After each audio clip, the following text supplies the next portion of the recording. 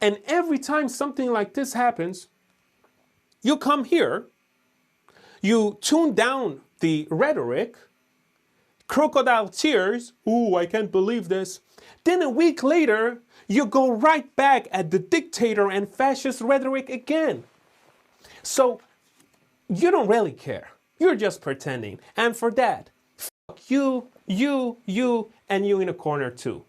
Did he just say what you were thinking? Oh, yeah.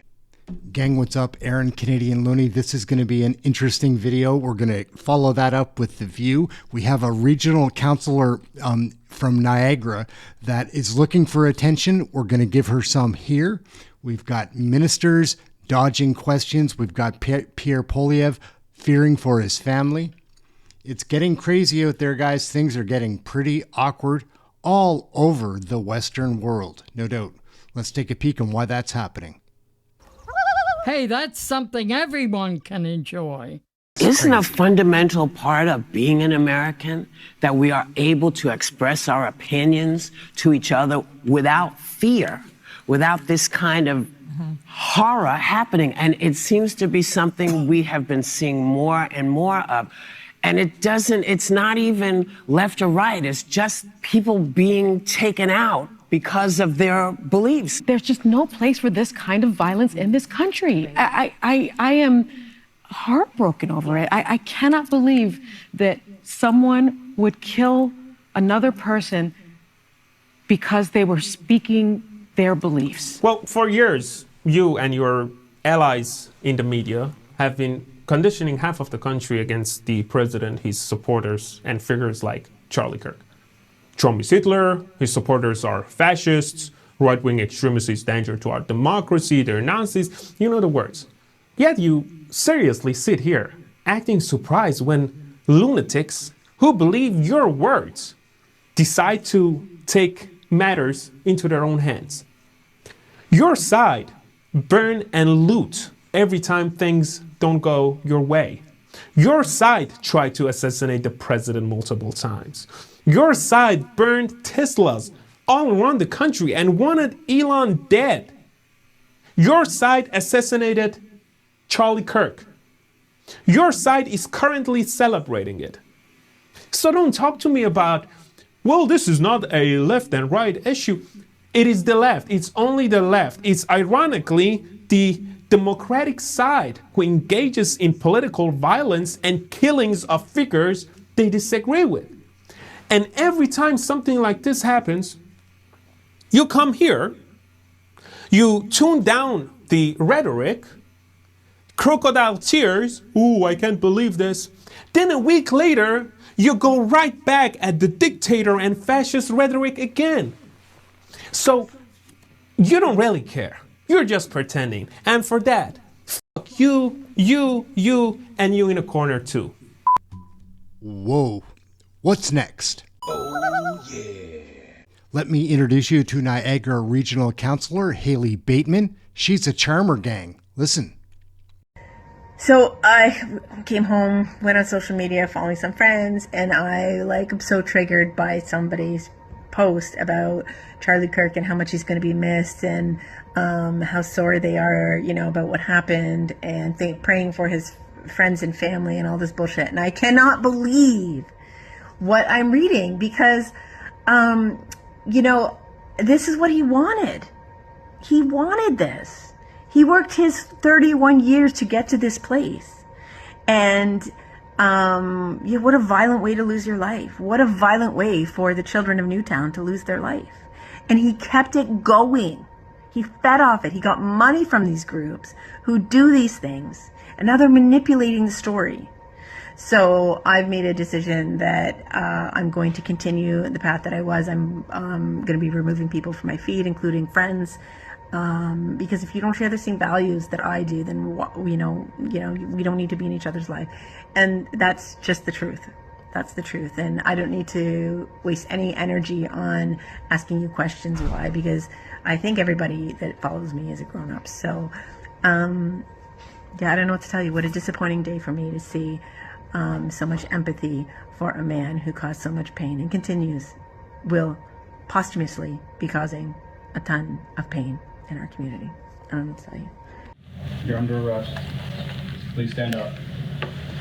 You're placed under arrest. Please stand up. One of the women arrested was St. Catharines Councillor Haley Bateman. Regional Councillor for Niagara, Haley Bateman, is a real charmer. Let's take a look at another one. This is Julie Debrusin. She's our environmental minister, dodging a question, patting herself on the back, saying she's having a good time, not giving answers. Recent reports that your government is talking with energy companies and Alberta about eliminating a federal cap on emissions from the oil and gas industry if the industry and Alberta reduce their carbon footprints and make other environmental concessions. Can you confirm, is your government looking at removing the federal cap on emissions from the country's oil and gas sector, and is this part of a broader climate competitiveness strategy to be unveiled this fall? Thank you. I'm happy to take that question and to say that we've had actually a wonderful time in Alberta as a caucus talking about the issues that are important to all of our caucus members, which includes fighting climate change, which we know when we hear from our communities is a central issue that they want to see us continue to do, and it's important to the future of our country. So it's been a really wonderful time to come out of those conversations and to be able to answer questions like the one you had today. As far as the oil and gas cap specifically, I just want to clarify that it isn't in place yet because we had the first CG1 that went out, which means the first version of it. It's in a comment. We had a comment period that was open. We're reviewing that and taking that feedback and looking at where we go from there. The importance is that we continue as a country to fight climate change and move towards net zero. And that is something that I take as a very serious part of my file every day. Oh, yeah. Catherine Cullen from the CBC tries to trap Pierre Poilievre a few times in this interview. Then she takes the Charlie Kirk assassination and tries to flip it around and make it about protecting reporters. Watch this. Which is the assassination of U.S. conservative activist Charlie Kirk. The FBI has this morning announced that they have arrested a suspect. In this country, when we talk about political violence, you and the Prime Minister have both said it is never justified. But we know that there are growing threats against politicians. That includes yourself and your family. Yes. Are you worried? I worry for my family. I'll be honest with you. We have had very serious threats to the point where the RCMP decided that it merited protection for my family and I for over a prolonged period of time. And they've been multiple and they have been serious threats. And I think we need to secure all of our political leaders, not just me. I think all the political leaders and ministers who face real threats according to the RCMP's assessment, they should have protection so that something like this does not happen on our turf here in Canada. The fact that you're saying that should happen suggests that perhaps there are instances where you think it's not happening. There's not sufficient securing. Listen, I don't know if you can secure everything, but I think we should do I'm not going to accuse the government of anything on that front. I know that all the political leaders would share my view that this is unfortunately a risk that's out there, and we should do everything we can to mitigate it. More broadly, what do you think we should be doing differently on a more societal level, political dialogue to try to address this? We don't know what motivated this person, so I have a hard time saying what different behavior would have avoided him doing this act. But I think we need to make clear that you can't shut people down just because you disagree with them. Obviously, Mr. Kirk was killed because he expressed a contrary point of view. He said something that somebody didn't think that they should have to hear. But that's democracy. Democracy doesn't mean you get to silence someone just because you disagree with what they have to say. Disagreement and debate is necessary in a free and open democracy, and we can't let the terrorist who carried out this assassination change that. Is there a change? So that's what we shouldn't do. Is there a change? We've heard about the idea of disagreeing agreeably. Is there a tonal change in this country, in Canada's politics, that is needed to keep people safe in the face of this climate? I think we have to inculcate the idea that we're all going to go through life hearing things we don't agree with, and we don't get to shut down contrary opinions. We have to debate them. We have to. Sometimes it's frustrating, maddening, but that's life in a democracy. And we have to raise our kids, and we have to teach all citizens that freedom of speech includes hearing things you don't like, and we can't censor people, attack them, try to destroy their lives, fire them, kick them out of their place of work, whether it's a media organization or carry out violence as a mechanism to silence views that we don't agree with. Obviously, there's a pretty dramatic difference between a political assassination and someone, the examples you gave of somebody losing their job because they said something offensive to a reporter in front of a TV camera. I think there was a very public example of that, losing their job. Those things are not really the same. No, they're not. Oh, yeah. All of the reporters at the CBC stand out as being terrible at what their job is supposed to be. I guess they're working for the Liberals. Jamil Jivani, MP from Ontario, is going to let CBC know right here what the issue is. Jamil Jivani is one to watch. And I don't know if you've seen any of the CBC's reporting on this. They immediately their first article, they ended it off by wrapping this up into January 6th, referencing January 6th and political violence that happened since from Trump supporters. They also immediately put a thing out on his most controversial statements. This morning, Barbara Perry from Oshawa, the so-called hate expert, was on and discussed kind of her fears that this will backlash into violence against left-wing folk. I don't know if you've seen this, but what is your response to the way that the CBC, the state broadcaster, has handled this? I'm not surprised by how CBC has reported on this story, in part because I think CBC has a hard time humanizing people they don't agree with. And I think that's a really huge problem in Canadian media. We have a diverse country with people with all sorts of different perspectives. And we should be able to share that with peace and understanding of one another. And, you look at an outlet like CBC and they love to lecture about things like diversity and, equity and inclusion, and the whole, ideology that they embrace wholeheartedly. And yet when they have an opportunity to show that they appreciate and respect differences of opinion, you can see in their reporting that they actually don't seem to respect people with a different point of view. I think at minimum, they should be able to say without equivocation that violence is never acceptable, regardless of whether you like what someone said or not. And when you publish an article outlining someone's controversial views, it almost has this hint of suggestion that somehow justifies what happened or should be taken into consideration when you grieve a young man's death. And I think that's, it's just reprehensible. It's unacceptable. And, I think this is an opportunity for people to really check their own humanity here. Like a young man, 31 years old, with 2 children and a wife, was assassinated on a university campus, assassinated at an event where he was debating people with another point of view, open to hearing their side and sharing his own. I think that's what we're supposed to want in our politics and in our media, is different points of view, and they should respect that. And their reporting doesn't seem to suggest that they do. And I think when they, clutch their pearls, when conservatives say that they're biased, I hope they remember how they reported on this. And maybe remember why people call them biased, because time and time again, when they've had an opportunity to show they respect people across the political spectrum, they have shown that they don't. Hey, that's something everyone can enjoy. Stick around for this last piece with Dr. Eric Kaufmann. He's got his PhD in economics and political science. It's super interesting. I'd like to say I couldn't agree any more with Jamil Jivani. I'm up to here with CBC. Enjoy this piece. Aaron Canadian Looney. We'll catch you in the next video. Check this out. It's interesting. A little history lesson for us all. Thank you for watching. Here we go. There about Canada. You grew up there, didn't you? You grew up yes. there.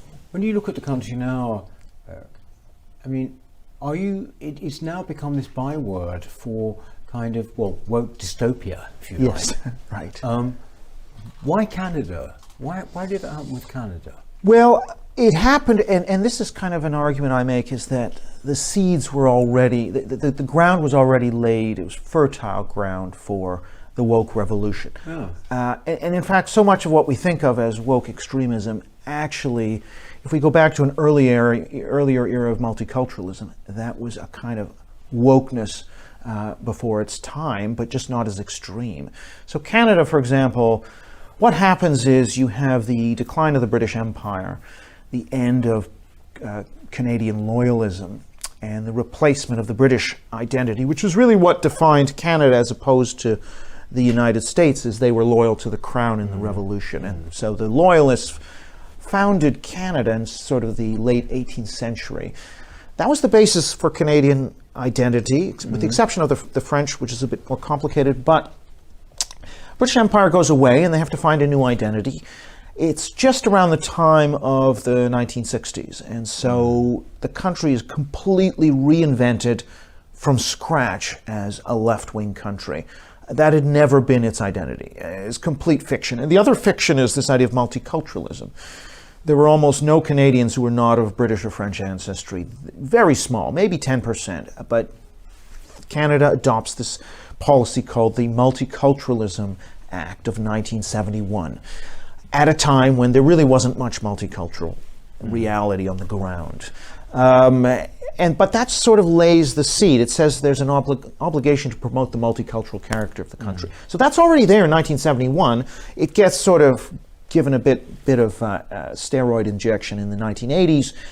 And then pretty soon we have a constitution, a new constitution. Again, that's a new constitution which was adopted. And one of its provisions, for example, allows for racial discrimination, as long as that's achieving a quote-unquote social purpose.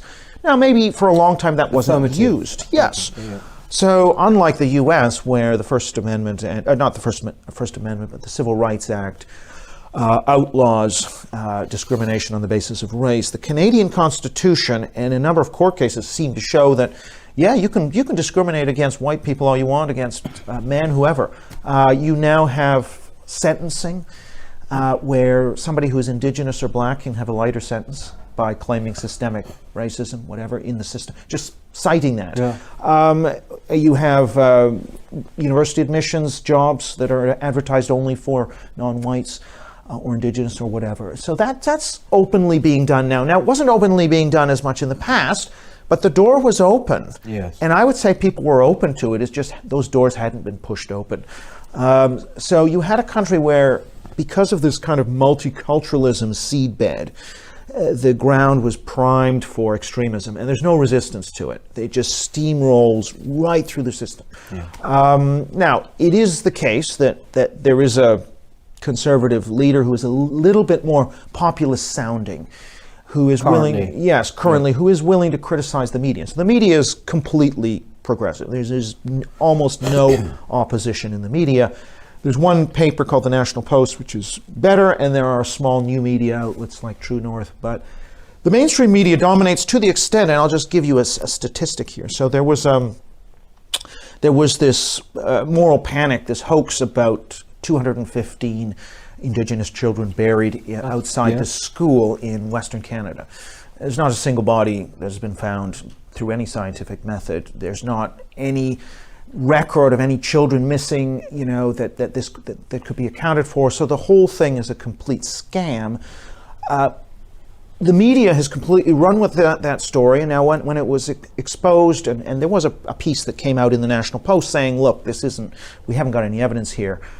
There were no other media were willing to take down stories or recant or anything. And in a poll that in a study which is going to be coming out soon, roughly 65%, 2/3 of Canadians believe in the 215 mass graves myth. So the entire country has been deluded by this myth. And the Conservative Party is unwilling. Even this new so-called populist leader is unwilling to take on that sacred cow. I mean, so you've got mass delusion in the media and in the political class. Now, it is true that this Conservative leader is probably going to win the election, and Trudeau's going to go. That's good. But it's still not particularly radical. And what's happening in the schools, in the government, this indigenous religion is not really being challenged. And you've got mass migration on a scale that would make the British seem restrictive. So yeah, don't hear much about that here with Canada. You hear about America and here, of course, but not Canada. Yeah, I mean, a country with, you know, maybe 2/3 of Britain's population, with a 1.2 million newcomers coming last year. You know, essentially now, even the National Bank economists are saying we could be creating an economic trap that is going to damage the country. Like, even the respectable technical economists are saying this is terrible, and the housing crisis is worse than Britain's. And they're saying there's just no way we can house these people, you know. And it's not just immigrants, it's temporary workers, it's students. You've just got this massive wave, and even the Conservative Party, because of the so-called immigration consensus, right, so a taboo over reducing immigration, they're not willing to go against Trudeau. And the whole system is completely out of control. There is a populist party. Problem is, in a way, that people are so keen on getting rid of Trudeau, which I understand, the guy's revolting. So if the priority is to get rid of this person, you have to go with the most likely candidate. And that's the problem. So because Trudeau is so awful, people just want him out. So fine, you vote for the Conservatives, but the Conservatives have no real incentive necessarily to be tough on migration or on woke. Oh yeah. Look inside yourself, Rosemary. It's time for a change in this country, my friends. A real change. Now I have a question. Who's ready? How many kids did you have last Jeffrey Epstein? More than just elbows. Wow. I'm a European, actually. Oh, you are? Yeah, Irish citizen. Yeah. These are Muslim values. A real change. These are Canadian values. Wow.